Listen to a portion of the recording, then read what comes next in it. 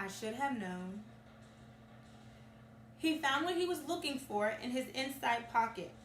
It seemed to be a silver cigarette lighter. He flicked it open, held it in the air, and clicked it. The nearest street lamp went out with a little pop. He clicked it again.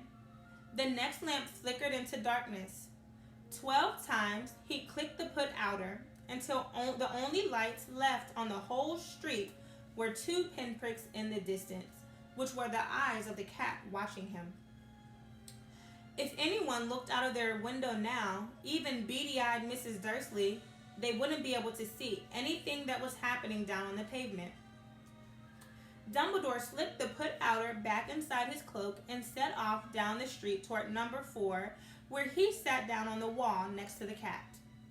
He didn't look at it, but after a moment he spoke to it. "Fancy seeing you here, Professor McGonagall." He turned to smile at the tabby, but it had gone.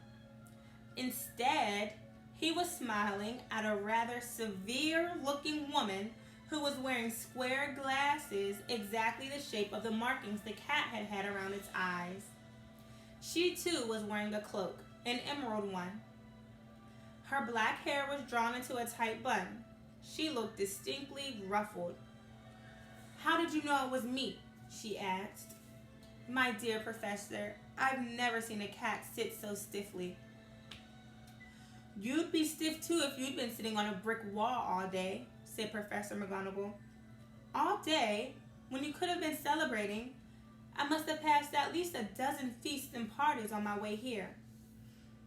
Professor McGonagall sniffed angrily. "Oh yes, everyone's celebrating all right," she said impatiently. "You'd think they'd be a bit more careful, but no. Even the Muggles have noticed something's going on. It was on their news." She jerked her head back at the Dursleys' dark living room window. "I heard it. Flocks of owls, shooting stars. Well, they're not completely stupid. They were bound to notice something. Shooting stars down in Kent. I bet that was Diddlius Diggle. He'd never had much sense." "You can't blame them," said Dumbledore gently. "We've had precious little to celebrate for 11 years. "I know that," said Professor McGonagall irritably. "But that's no reason to lose our heads.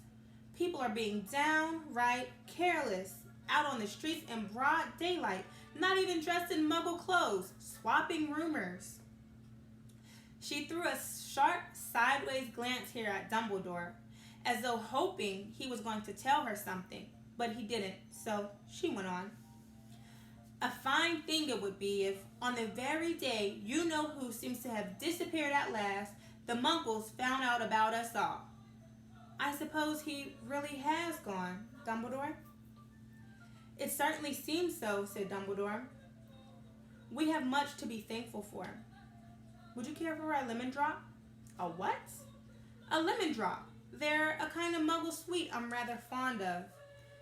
"No, thank you," said Professor McGonagall coldly, as though she didn't think this was the moment for lemon drops. "As I say, even if you-know-who has gone, my dear Professor, surely a sensible person like yourself can call him by his name. All this you-know-who nonsense? For 11 years I've been trying to persuade people to call him by his proper name, Voldemort." Professor McGonagall flinched, but Dumbledore, who was unsticking 2 lemon drops, seemed not to notice. "It all gets so confusing if we keep saying you-know-who. I've never seen any reason to be frightened of saying Voldemort's name." "I know you haven't," said Professor McGonagall, sounding half exasperated, half admiring. "But you're different. Everyone knows you're the only one you-know-who, all right, Voldemort was afraid of." "You flatter me," said Dumbledore calmly. "Voldemort had powers I will never have. Only because you're too, well, noble to use them. It's lucky it's dark. I haven't blushed so much since Madame Pomfrey told me she liked my new earmuffs." Professor McGonagall shot a sharp look at Dumbledore and said, "The owls are nothing next to the rumors that are flying around. You know what everyone's saying about why he disappeared, about what finally stopped him. It seemed that Professor McGonagall had reached the point she was most anxious to discuss. The real reason she had been waiting on a cold, hard wall all day. For neither as a cat nor a woman had she fixed Dumbledore with such a piercing stare as she did now. It was plain that whatever everyone was saying, she was not going to believe it until Dumbledore told her it was true. Dumbledore, however, was choosing another lemon drop and did not answer. What they're saying, she pressed on, is that last night Voldemort turned up in Godric's Hollow. He went to find the Potters. The rumor is that Lily and James Potter are that they're dead. Dumbledore bowed his head. Professor McGonagall gasped. Lily and James? I can't believe it. I don't want to believe it. Oh, Albus. Dumbledore reached down and patted her gently on her shoulder. I know, he said heavily. Professor McGonagall's voice trembled as she went on. That's not all. They're saying he tried to kill the Potter's son, Harry, but he couldn't. He couldn't kill that little boy. No one knows why or how, but they're saying that when he couldn't kill Harry Potter, Voldemort's power somehow broke, and that's why he's gone. Dumbledore nodded gloomily. It's true? Faltered Professor McGonagall. After all he's done, all the people he's killed, he couldn't kill a little boy? It's just astounding. Of all the things to stop him. But how in the name of heaven did Harry survive? We can only guess, said Dumbledore. We may never know. Professor McGonagall pulled out a lace handkerchief and dabbed at her eyes beneath her spectacles. Dumbledore gave a great sniff as he took a golden watch from his pocket and examined it. It was a very odd watch. It had 12 hands, but no numbers. Instead, little planets were revolving around the edge. It must have made sense to Dumbledore, though, because he put it back in his pocket and said, Hagrid's late. I suppose it was he who told you I'd be here, by the way. Yes, said Professor McGonagall. And I don't suppose you're going to tell me why you're here, of all places? I've come to bring Harry to his aunt and uncle. They're the only family he has left now. You can't mean the people who live here, cried Professor McGonagall, jumping to her feet and pointing at number 4. Dumbledore, you can't. I've been watching them all day. You couldn't find 2 people who are less like us, and they've got this son. I saw him kicking his mother all the way up the street, screaming for sweets. Harry Potter, come and live here? It's the best place for him, said Dumbledore firmly. His aunt and uncle will be able to explain everything to him when he's older. I've written him a letter. A letter? Repeated Professor McGonagall faintly, sitting back down on the wall. Really, Dumbledore? You think you can explain all this in a letter? Those people will never understand him. He'll be famous, a legend. I wouldn't be surprised if today was known as Harry Potter Day in the future. There will be books written about Harry. Every child in our world will know his name. Exactly, said Dumbledore, looking very seriously over the top of his half-moon glasses. It would be enough to turn any boy's head. Famous before he can walk and talk. Famous for something he won't even remember. Can't you see how much better off he'll be growing up away from all of that until he's ready to take it? Professor McGonagall opened her mouth, changed her mind, swallowed, and then said, Yes. Yes, you're right, of course, but how is the boy getting here, Dumbledore? She eyed his cloak suddenly as though she thought he might be hiding Harry underneath it. Hagrid's bringing him. You think it wise to trust Hagrid with something as important as this? I would trust Hagrid with my life, said Dumbledore. I'm not saying his heart isn't in the right place, said Professor McGonagall, but you can't pretend he's not careless. I mean, he does tend to... What was that? A low rumbling sound had broken the silence around them. It grew steadily louder as they looked up and down the street for some sign of a headlight. It swelled into a roar as they both looked up at the sky, and a huge motorcycle fell out of the air and landed on the road in front of them. If the motorcycle was huge, it was nothing compared to the man astride it. He was almost twice as tall as a normal man and at least 5 times as wide. He looked simply too big to be allowed, and so wild. Long tangles of bushy black hair and beard hid most of his face.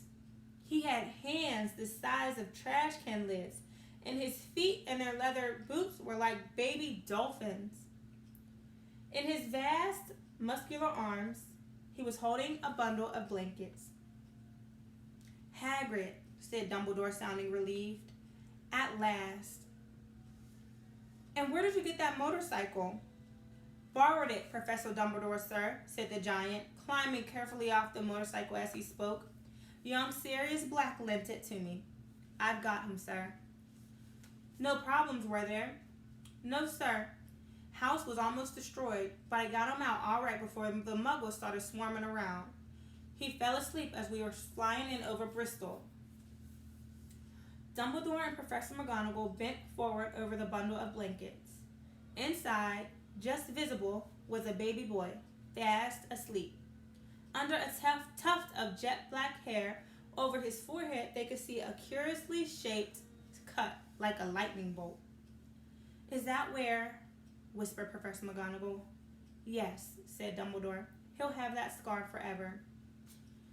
Couldn't you do something about it, Dumbledore? Even if I could, I wouldn't. Scars come in handy. I have one myself above my left knee that's a perfect map of the London Underground. Well, give him here, Hagrid. We'd better get this over with. Dumbledore took Harry in his arms and turned toward the Dursleys' house.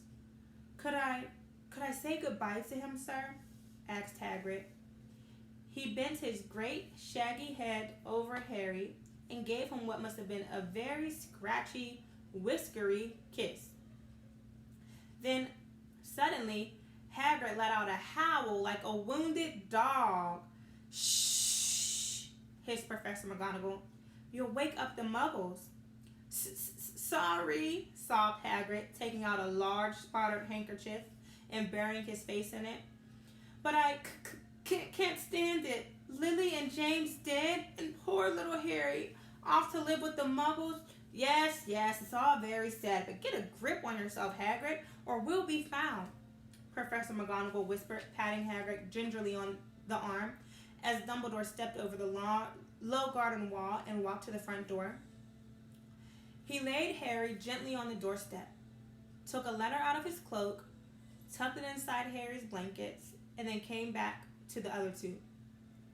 For a full minute, the three of them stood and looked at the little bundle. Hagrid's shoulders shook. Professor McGonagall blinked furiously, and the twinkling light that usually shone from Dumbledore's eyes seemed to have gone out. Well, said Dumbledore finally, that's that. We have no business staying here. We may as well go and join the celebrations. Yeah, said Hagrid in a very muffled voice. I'd best get this bike away. Good night, Professor McGonagall. Professor Dumbledore, sir. Wiping his streaming eyes on his jacket sleeve, Hagrid swung himself onto the motorcycle and kicked the engine into life. With a roar, it rose into the air and off into the night. I shall see you soon, I expect, Professor McGonagall, said Dumbledore, nodding to her. Professor McGonagall blew her nose in reply. Dumbledore turned and walked back down the street. On the corner, he stopped and took out the silver put-outer. He clicked it once, and 12 balls of light sped back to their street lamps so that Privet Drive suddenly glowed orange, and he could make out a tabby cat slinking around the corner at the other end of the street. He could just see the bundle of blankets on the step of number 4. Good luck, Harry, he murmured. He turned on his heel, and with a swish of his cloak, he was gone. A breeze ruffled the neat hedges of Privet Drive, which lay silent and tidy under the inky sky. The very last place you would expect astonishing things to happen. Harry Potter rolled over inside his blankets without waking up. One small hand closed on a letter beside him, and he slept on, not knowing that he was special, not knowing he was famous, not knowing he would be woken up in a few hours' time by Mrs. Dursley's scream as she opened the front door to put out the milk bottles, nor that he would spend the next few weeks being prodded and pinched by his cousin Dudley. He didn't know that at this very moment, people meeting in secret all over the country were holding up their glasses and saying in hushed voices, "To Harry Potter, the boy who lived." And that is the end of chapter 1. So next week we'll read chapter 2, The Vanishing Glass. So hopefully you all can get your own copies of this book. I've had mine for a really long time, but I probably got it from like Half Price Books, this copy of it.